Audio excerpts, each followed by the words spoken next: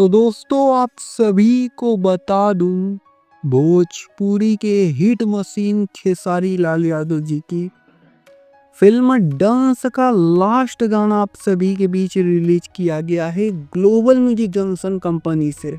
जी हाँ, global music junction company से आप सभी के चहीते खेसारी लाल यादव जी का डांस मूवी का गाना आया है।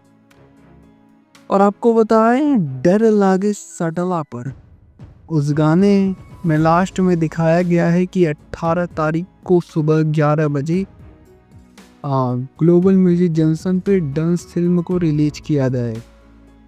तैयार रहिएगा, बहुत जानकारी मिस कर लेंगे। अगर नहीं जानेंगे फिल्म कैसी देखनी है सब बताऊंगा मैं। जुड़े रहिएगा, बस चैनल को सब्सक्राइब कर लीजिएगा, बेल नोटिफिकेशन को ऑल पर सेलेक्ट कर लीजिएगा, जिससे भोजपुरी इंडस्ट्री की हर खबर आपको सबसे पहले मिले। जी धन्यवाद।